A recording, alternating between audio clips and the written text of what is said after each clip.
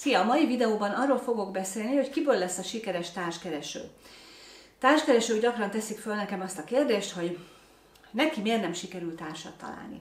Mi az oka annak, hogy a nála sokkal csúnyább, szerencsétlenebb, butább, kevesebb pozitív adottsággal rendelkező nő vagy férfi, neki sikerül, neki van társa, ő, aki tanult, van 3 diplomája, szuperül néz ki, rendszeresen sportol, egészségesen él, van egy rakás pénze, neki miért nem sikerül?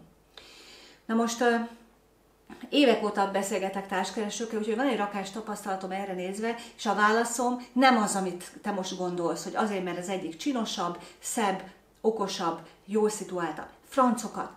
Nem ezen múlik. Tényleg jönnek hozzám sok diplomás művert, szuperül kinéző, gyönyörű nők, akik jól élnek, van egy csomó pénzük, vagyonosak, saját lakásukon, és nem találnak társat. Míg a náluk sokkal kevesebb adottsággal rendelkező, kevésbé szép, kevésbé vonzó, kicsit ducibb, vagy sokkal soványabb nő meg talál magának társat. Pikpak. Míg a gyönyörű, minden adottsággal rendelkező nő évekig társkeresőzik. Mi a különbség? A következő 3 szempontot találtam.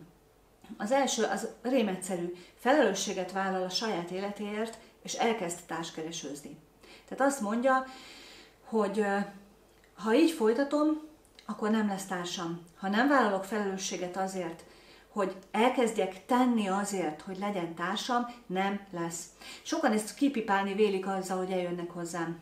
Tehát azt mondják, hogy hát én mindent megtettem, még egy társkereső coachhoz is elmentem, ott ülök hetente, beszélgetünk, na, történik valami? Nem történik semmi. És akkor elkezdenek kiakadni, hogy de hát ők mindent meg. Francokat, én akkor szoktam mondani, hányszor randiztál? Mennyi randid volt, bocsánat, magázodok a klienseket, mennyi randia volt az elmúlt fél évben? Egy se. Akkor mindent megtett? Hát igen. Hát nyomkodtam a Tindert, meg különböző randi applikációkat, nem lett egyetlen meccsem sem. Na és akkor itt kezdünk el dolgozni, hogy miért nem? Hogy kire vár, kit keres, hova rakja a mércét. És ez a nehéz odájuttatni, hogy az elég jó társat keresse, és nem tökéletes, de erről majd még mindjárt beszélek, de hogy azok, akik tényleg megtesznek mindent, azok addig görgetik a különböző társkereső applikációkat, amíg le nem szerveznek havonta legalább 1-2 randit. És tudom, mostanában itt a fiúk szokták mondani főleg, hogy nem jön össze a randi. Hogy hiába görgetik, hiába leveleznek, a nők eltűnnek menet közben, nem válaszolnak a levelekre. Még én magam sem értem, hogy mi a probléma, de mostanában ez jön vissza egyre gyakrabban. A lányoknál azt látom, hogy nekik azért összejönnek a randik, a fiúk esetében kicsit nehezebben, nem tudom miért, keresem a megoldást rá, de hogy akkor rossz helyen van, rossz applikációban, menjen el offline társkeresőzni, ahol tényleg húsvérnőkkel találkozik. Na de ha erre valaki így vakarja a fejét, meg így vakarózik, hogy hát az nem nekem való, meg hát jó, hát akkor nem lesz társa. Tehát kész, hát nem kell felelősséget vállalni, lehet egyedül is élni. Szóval, hogy nem tesz meg mindent. Az, aki mindent megtesz, az használja az online felületeket, és elmegy offline randikra. Millió randi szervező cég van. Elmegy csoportokba, él a hobbija mentén. Számára ez a prioritás az életében, hogy társat keressen, találjon, és ezért mindent megtesz. Annak sikerülni fog. De tesz érte, és nem tőlem várja azt, hogy megmondjam, hogy most akkor így én nem tudok elmenni helyette randizni.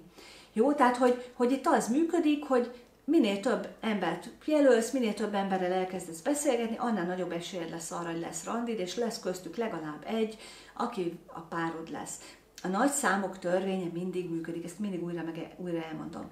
Lehet fintorogni, lehet vakarózni, hogy én ezt nem akarom, de addig, amíg nem állsz bele ebbe tisztességgel, becsülettel, teljes felelősségvállalással, addig bizony egyedül fogsz maradni. Ezért tenni kell. Ha azt várnád a munkakeresés kapcsán, hogy majd megkeresnek téged a fejvadász cégek, jó, hát a mázlidban megkeresnek, de hogy azért a legtöbb átlagember a társkeresés, vagy a munkahelykeresésnél is aktívan megy, keres, önéletrajzokat ad be, és addig nem adja föl, amíg nem talál. A társkeresés pont ugyanígy működik, tessék érte tenni. A második dolog, amit találtam, hogy azok, akik sikeres társkeresők, azok elfogadóbbak másokkal. Sőt, nem csak másokkal, hanem saját magukkal szemben is.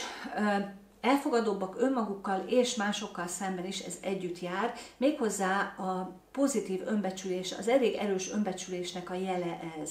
Ha pocsék valakinek az önbecsülése, az kritizálni fog másokat, és kritizálni, bírálni fogja saját magát is. Neki nem lesz senki elég jó.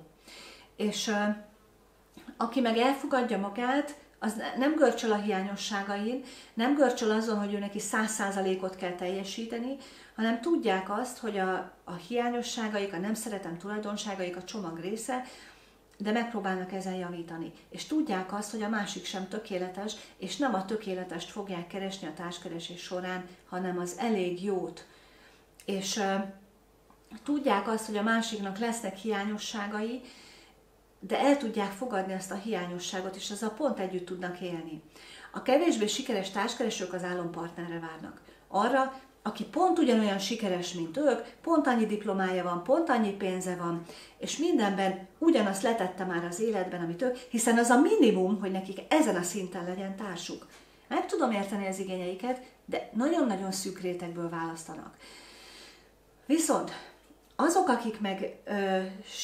na most ezzel az a baj, hogy aki ide teszi fel a lécet, az évekig fog társkeresőzni, az pár hónap után megcsömörlik az egésztől, megkeseredik, és azt mondja, hogy hagyom a francba az egészet. Majd jön valaki. De nem fog jönni. Tehát, hogy nem pottyantja le az égi gondviselés, meg a sors, meg a nem tudom micsoda, nem pottyantja le a házad elé a megfelelő társat. Azok, akik sikeresek, azok elfogadóbbak. Ők azt mondják, hogy én nem a tökéletes keresem, hanem nézzük meg, hadd ismerjem meg ezt a Józsit. Hadd ismerjem meg Ferit, nézzük meg, hogy milyen.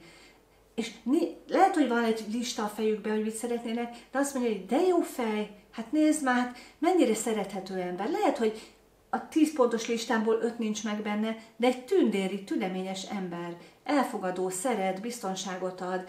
Lehet, hogy nem Ace Combine, és nem vele fogok Heideggerről beszélgetni a reggelinél, de tudok vele együtt élni, mert meg tudom szeretni. Tehát nem azt nézi, hogy a listából megfelelte, hanem szeretné megismerni a másikat. És azt nézi, hogy mi a jó benne. És most itt föl szokott vetődni az, hogy hol alkudjak meg, hol kössem meg a kompromisszumomat. Itt joggal kérdezett, hogy akkor a sikeres társkeresők megalkudnak? Igen, de nem ész nélkül. Okosan tudnak megalkudni, nem bárkivel és nem bármivel, hanem figyelnek a vészcsengőkre. Tehát olyannal nem alkusznak meg, ami veszélyes, amiből majd egy pocsék párkapcsolat fog kijönni. Nem alkusznak meg az erőszakos partnerrel, azzal, aki dühöng, aki nem megbízható, aki nem szavahihető, aki azt mondja, hogy jövök, de nem jön, vagy rendszeresen késik. Tehát nem alkuszik meg számára nagyon fontos dolgokkal, de megalkuszik kevésbé fontos dolgokkal.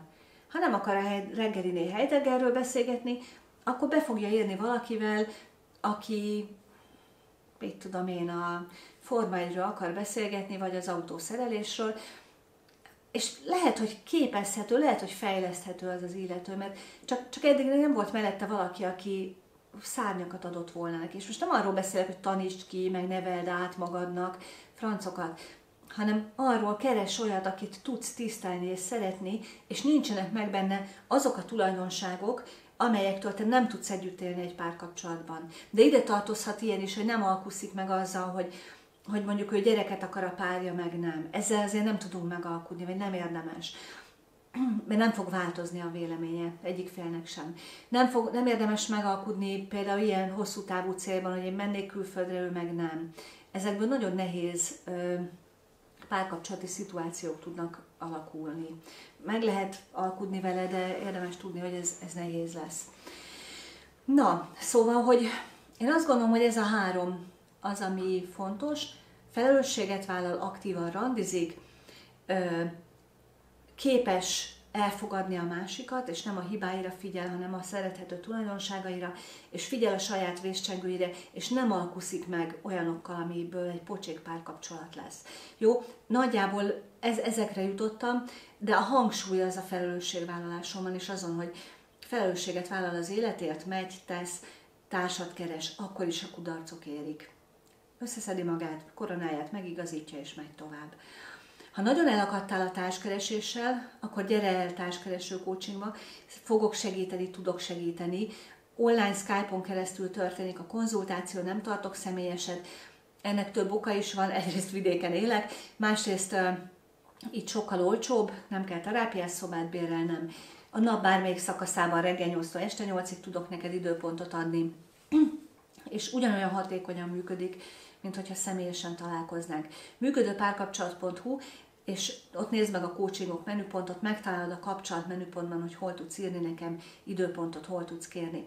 Ha szeretnél még videókat nézni, van egy csomó társkeresőknek szóló tudásanyagom, ugyancsak működőpárkapcsolat.hu, tudásanyagok menüpont, a baloldali részen csak társkeresőknek szóló tudásanyagok vannak, igényes társkeresők mesterkurzusa, hogyan tudsz online randizni, hogyan növeld az önbecsülésedet, érdemes megnézni. Remélem, hogy hamarosan találkozunk, és kívánom, hogy legyen neked is működő párkapcsolatod. Szia!